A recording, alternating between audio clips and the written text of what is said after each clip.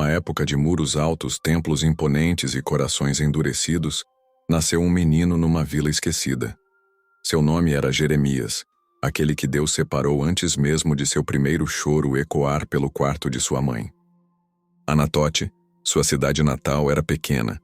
Ali, entre oliveiras e campos silenciosos, Jeremias cresceu ouvindo histórias sobre Abraão, Moisés, Davi. Talvez ele sonhasse ser como eles, um herói, um libertador, alguém aplaudido por multidões. Mas Deus tinha outro plano. Quando Jeremias ainda era um jovem, talvez com a idade de um aprendiz qualquer, uma voz cortou o silêncio da sua alma. Antes que eu te formasse no ventre, eu te conheci. Antes de você nascer, eu te separei. Imagine ouvir isso. Ser chamado, separado, escolhido. Mas para quê? Deus explicou. Eu te constituí profeta para as nações. Ser profeta parecia bonito, mas Jeremias logo descobriria o peso dessas palavras. Ele seria a trombeta de Deus num povo que tapava os ouvidos. Seria um farol solitário em noites de tempestade. Seria o choro de Deus ecoando na terra. Os dias em Jerusalém eram de fartura para alguns e fome para muitos. Os reis faziam alianças com impérios pagãos. Os sacerdotes trocavam a verdade por moedas. O povo construía ídolos de pedra e madeira, enquanto o verdadeiro Deus era esquecido no templo. Foi ali, nas praças, nos pátios do templo, nos portões da cidade, que Jeremias levantou a voz. Assim diz o Senhor: convertei-vos dos vossos maus caminhos. Mas quem queria ouvir? Jeremias se tornou motivo de piada. Diziam: lá vem o profeta do desastre. Quando ele passava, as pessoas cuspiam no chão, viravam o rosto. Alguns queriam matá-lo. Outros o ignoravam. Ele profetizou que Jerusalém cairia, que o templo seria destruído, que o povo seria levado cativo para a Babilônia. Era como se alguém anunciasse hoje a queda de uma grande nação. Ninguém quer ouvir más notícias, mesmo quando são a única chance de salvação. E Jeremias sofreu. Sofreu porque era humano. Sofreu porque amava aquele povo. Sofreu porque Deus colocara nele um coração sensível, tão sensível que sentia as dores que ninguém queria sentir. Jeremias chorou. Chorou tanto que suas lágrimas ainda pingam nas páginas da Bíblia. Ah, se a minha cabeça se tornasse em águas, e os meus olhos em uma fonte de lágrimas, para que eu chorasse dia e noite os mortos da filha do meu povo. Jeremias 9:1. Ele foi açoitado, preso. Jogaram-no numa masmorra escura onde o mofo mordia os ossos. Quando tentaram silenciá-lo de vez, o lançaram numa cisterna, uma cova funda, cheia de lama até os joelhos. Lá embaixo, sem comida, sem luz, Jeremias esperou a morte. Mas Deus não o abandonou. Usou um servo estrangeiro, um etíope chamado Ebed-Meleque, para resgatá-lo.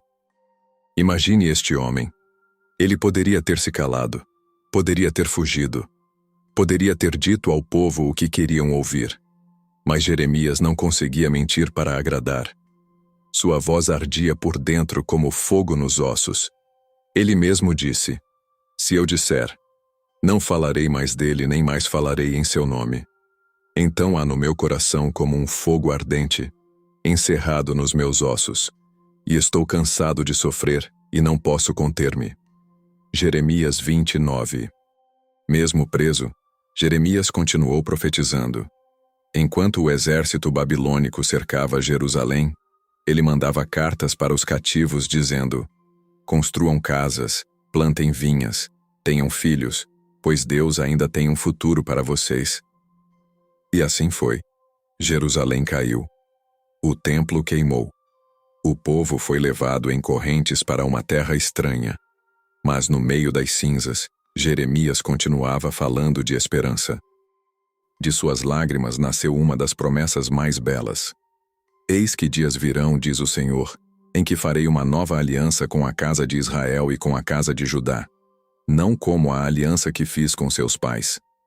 Mas esta será a aliança que farei. Porei a minha lei no seu interior, e a escreverei no seu coração. Eu serei o seu Deus, e eles serão o meu povo.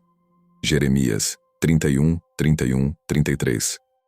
Enquanto todos viam ruínas, Jeremias via reconstrução. Enquanto todos só enxergavam exílio, Jeremias via retorno. Ele acreditava que Deus não termina sua história em lágrimas. Ele transforma lágrimas em sementes. Jeremias também escreveu um livro só de lamentos, o Livro das Lamentações. Um cântico de dor pelas ruas queimadas, pelos muros caídos, pelas mães sem filhos. É pesado, é triste, mas no meio dessa dor, Jeremias ergue uma frase que atravessa os séculos. As misericórdias do Senhor são a causa de não sermos consumidos, porque as suas misericórdias não têm fim. Renovam-se cada manhã, grande é a tua fidelidade.